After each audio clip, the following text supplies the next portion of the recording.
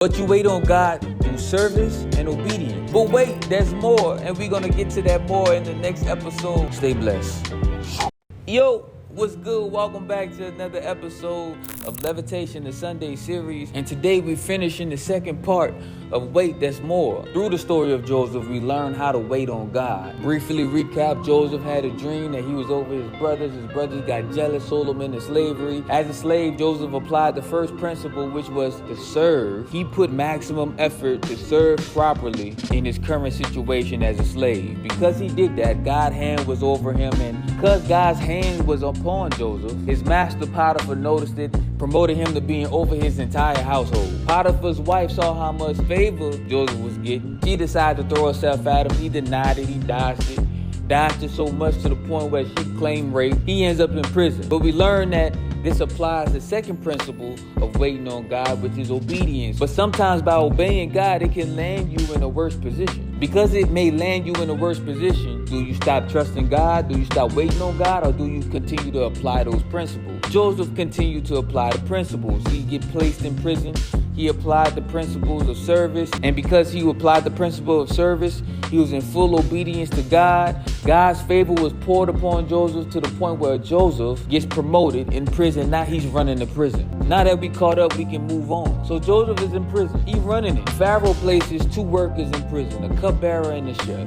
They get placed in the same prison with Joseph. These two men have two dreams. They would go to try and get people to interpret the dreams. Nobody could interpret the dreams, so they came to Joseph. And here is where Joseph applied the third principle. The third principle is use your gift. In Genesis chapter 40, verse 8, it says, "And they replied, we both had dreams last night, but no one can tell us what they mean. Interpreting dreams is God's business," Joseph replied. "Go ahead and tell me your dream." Now, I want you to notice that Joseph is in the position that he's in indirectly because he dreamed the dream. Remember, he got sold into slavery because he told his brothers the dream. And now he's in prison, worse than a slave. And instead of despising the thing that indirectly has him in prison, he says dreams are God's business, and I have the gift to interpret dreams, so I'm going to continue to operate in that gift. Some of us have been using the gift that God gave us, and because we're not in the position that we want to be, we stop using the gift. Now we continue on with the story of Joseph. Joseph interprets the two men's dreams.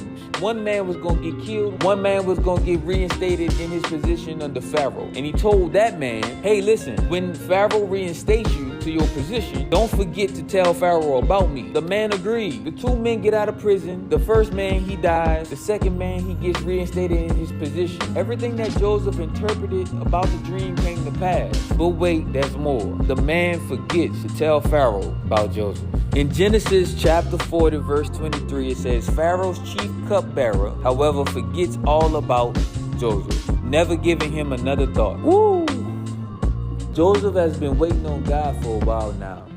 And just when it looks like God is about to come through, something else happens. This sometimes happens to us. When things keep knocking you down, we take one step forward and then sometimes we take 3 steps backward. And we don't know why it's happening. I'm doing what I'm supposed to be doing. But one of the things that we can learn about Joseph is that he kept trusting. He kept waiting on God. How did he wait on God? By service, by obedience, and by continuing to use his gift. I'm not gonna lie. If I was Joseph at this point, I probably would have forgotten about the promise. He's serving, he's obeying, he's using his gift, and it's not paying off. But wait, there's more. 2 years passes by. Pharaoh has a dream, and he goes to all the people to try and get the dream interpreted. Nobody can interpret the dream, and then at that moment, the cupbearer remembers, oh, I forgot to tell you about Joseph. He tells Pharaoh about Joseph. Joseph get taken out of prison and get brought to Pharaoh to interpret the dream. If I was Joseph, I would not have interpreted that dream.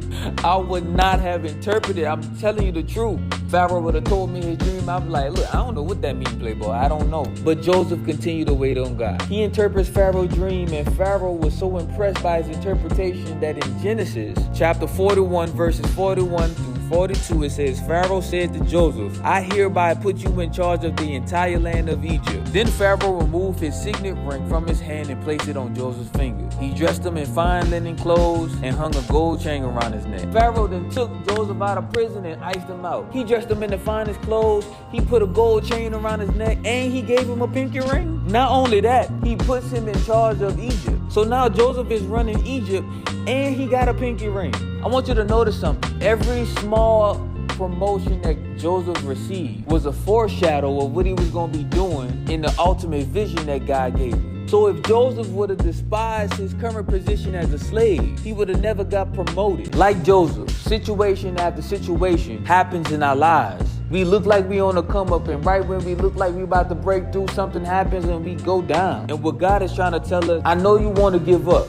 I know you're tired of fighting, but God desperately wants us to wait because there's more. Paul in the New Testament tells us that he learned to be content in every situation. That is the mindset that we're supposed to have while waiting on God. God, I'm not in the position where I know you called me to be, but I'm going to wait on you.